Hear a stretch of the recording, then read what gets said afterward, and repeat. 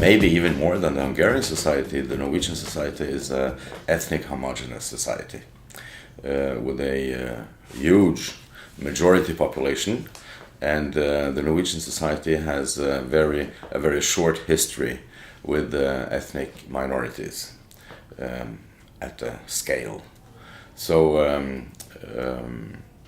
there is a job to be done. We have good funding. The authorities see a strong civil society as a benefit to the society in general, and it's not always easy to get the funds we need, but if you look at it with foreign eyes, you would say that we're being funded nicely. We don't get funding depending on supporting the government, for example. We get funding although we criticize, which is what we do a lot of the time, because I do see that as an important factor, that we do stand up and we answer hearings, we disagree with law amendments, for example.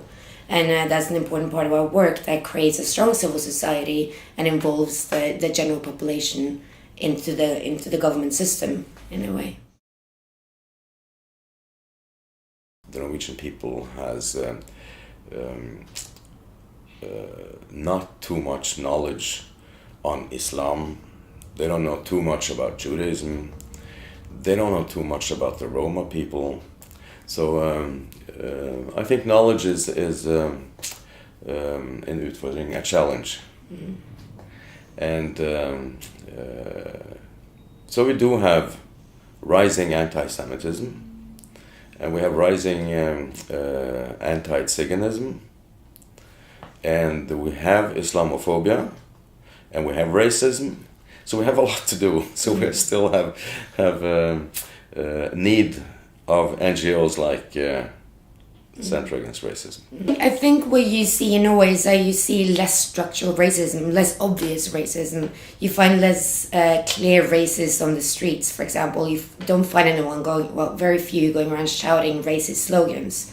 But it's there and it's more invisible, but it's more within that culture and within the society. It's more what they write on the internet, for example. And it's more within the prejudices that we have that you don't necessarily see. No one would say, I hate that group of people, or very few would, with a few examples. But they will use examples why Islam is a big problem for our society, how the Roma is poor and eat rats, for example. So there's all these things that slightly like drips that happens constantly, which means that for a minority living in Norway, they will experience racism on some levels. And they will feel it, but it's hard to pinpoint exactly what it is.